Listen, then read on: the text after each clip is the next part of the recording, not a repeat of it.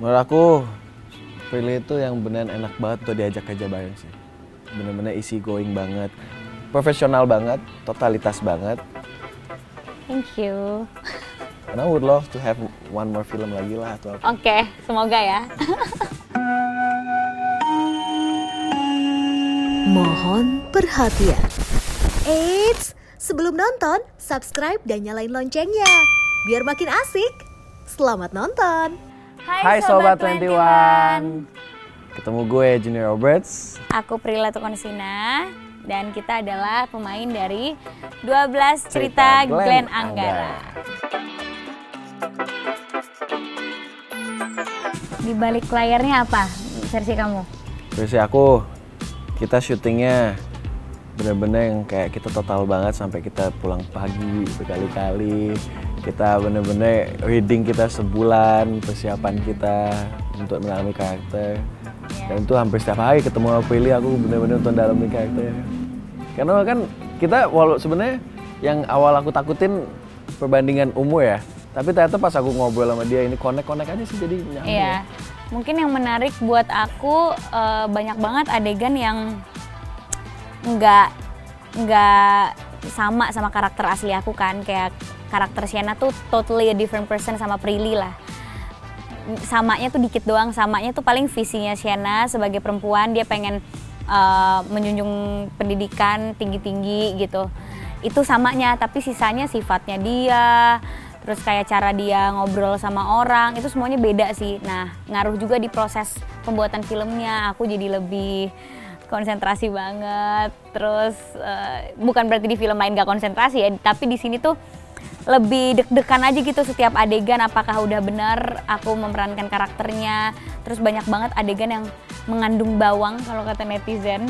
Jadi selesai adegan tuh kita matanya suka pada bengkak gitu. Sembab semua gitu. Itu sih menarik sih, kayak kalau misalnya selesai adegan kita perlu waktu untuk balikin mata kita untuk normal lagi gitu, karena biasanya setelah adegan tuh mata kita berdua bengkak-bengkak semua gitu. Bahkan ada beberapa scene yang habis take pun kita kayak, aku menyendiri dulu kayak aduh sedih juga ya tadi sini kayak gitu. Iya, gitu. Bahkan ada adegan yang Junior tuh nggak boleh nangis, tapi di adegannya dia nangis karena dia kebawa sama adegan, terus di-cut sama Pak Fajar, Junior jangan nangis. Lo tuh nggak boleh nangis di sini, lo harus kuat gitu kan. Iya sorry pak, jadi dia ikutan nangis gitu di adegannya. Aduh tapi ceritanya sedih banget soalnya, yeah. Kalau misalnya kalian nonton nanti. Aku juga lumayan agak bingung sih, Junior kenapa nangis di adegan ini, kan dia harus kuat. Tapi akhirnya di-cut sama Pak Fajar gitu. Kalau spin-off, aku udah tahu dari yang awal kita syuting Mariposa, udah tahu bakal dibikin spin-off-nya, udah dikasih tahu kan. Nah, dari sana udah mulai tuh aku kayak ngulik-ngulik gimana yang kayak aku bikin karakter seperti apa ya. Nah, yang aku baca sih, yang aku dapat awalnya itu karakter Glenn itu kan anaknya bebas, young, wild and free gitu deh. Intinya dia orang kaya, jadi suka-suka dia mau ngapain, nggak punya tujuan hidup sama sekali. Nah, yang aku dalamin dari karakter ini sih kesananya dulu. Tapi juga ada di proses syutingnya yang aku ngalamin kesusahannya juga, karena di sini ada perubahan karakter gitu. Dari yang awalnya anaknya yang bener-bener kayak lepas, suka-suka dia lah, mau ngapain ya suka-suka dia, sampai ke ujung titik yang dia akhirnya punya simpati, punya tiba-tiba punya moto hidup lah, punya tujuan hidup gitu. Di situ yang aku lebih tekaninnya sih, agak susahnya. Ya tapi dengan lawan main aku Prilly, terus ada Pak Fajar Bustomi yang punya pengalaman banyak sih, aku bisa nanya ke mereka gimana enaknya gitu.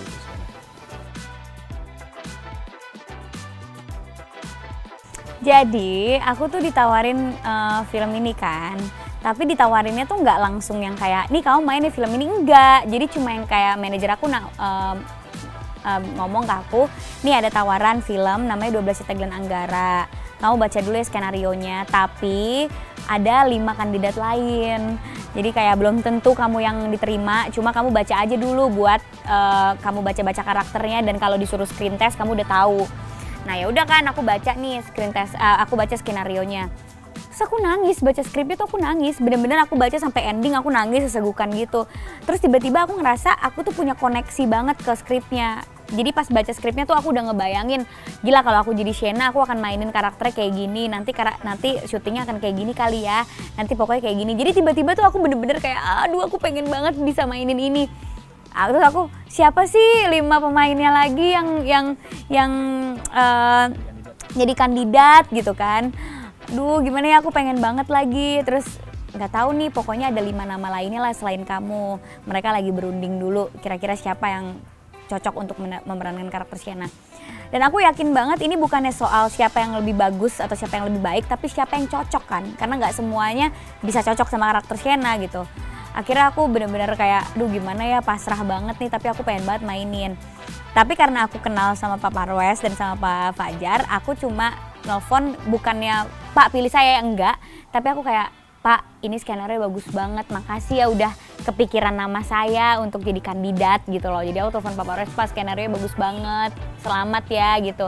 Saya nangis baca skenarionya, makasih udah nawarin ke saya jadi saya bisa baca skenarionya gitu. Kalau misalnya Bapak mau casting dulu atau gimana boleh loh Pak, jadi saya boleh loh di screen test dulu gitu kan. Ya menawarkan diri boleh ya, yang penting menawarkan dirinya beneran pakai proses gitu, minta di casting, bukannya yang kayak pilih saya yang enggak. Terus akhirnya Pak Parwes kayak, oh yaudah kalau kamu mau casting dulu, mau screen test dulu, mau ketemu dulu nggak apa-apa boleh gitu. Ya udahlah aku ketemu sama Pak Fajar, terus ya ngobrol juga sama Kak Alim. Abis itu melalui proses tersebut ternyata aku yang dipilih, dan itu kan berarti karena memang karakter aku cocok kan mau mainin karakter Sienna, bukannya karena gue nelfon Pak Parwes atau Pak Fajar gitu. Karena aku juga nelfon mereka untuk berterima kasih, aku udah dipikirin sama mereka untuk jadi kandidat, dan aku emang minta di casting dulu saking aku pengennya main ini gitu. Aku tuh selalu di film-film yang mereka mau nawarin ke aku selalu ngirimin video casting. Nggak pernah aku kayak Prilly main di film ini, pasti aku akan minta dulu skenarionya, terus aku akan mainin 1-2 scene yang sutradara mau, aku kirim video castingnya, karena aku nggak mau dipilih karena followers aku mau dipilih emang karena mereka yakin aku cocok gitu. Menurut aku Prilly itu yang beneran enak banget tuh diajak kerja bareng sih. Bener-bener easy going banget, kita discuss like a lot, banyak banget kita discuss. Setiap scene pasti, setiap adegan kita reading selama sebulan, setiap hari pasti ada, bahkan ada beberapa kali kita ini pasti gini nih, sampai ada ribut sedikit tentang karakter itu gitu-gitu.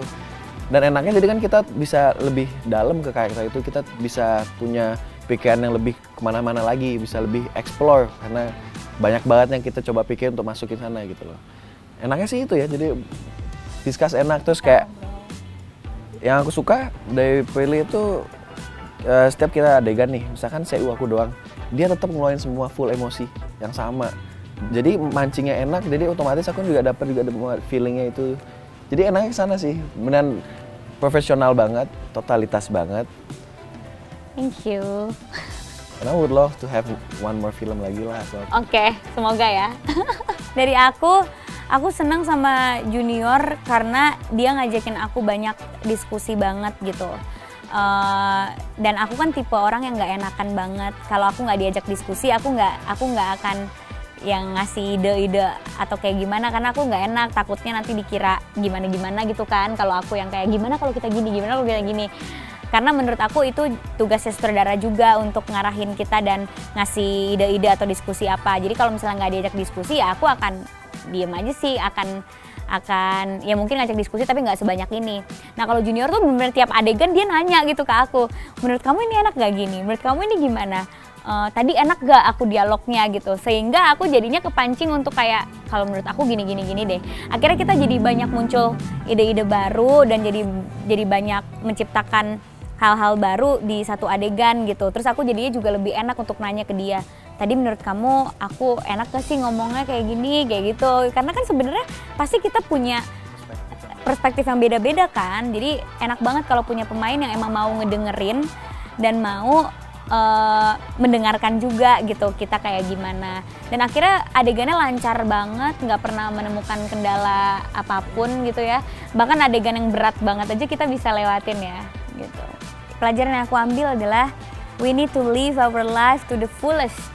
Bener-bener kayak kadang kita sebagai manusia tuh fokus sama apa yang kita pengen tuju tapi lupa sama keinginan kita sendiri gitu. Asik kan videonya? Jangan lupa like, subscribe, dan komen ya. Sampai jumpa di video selanjutnya.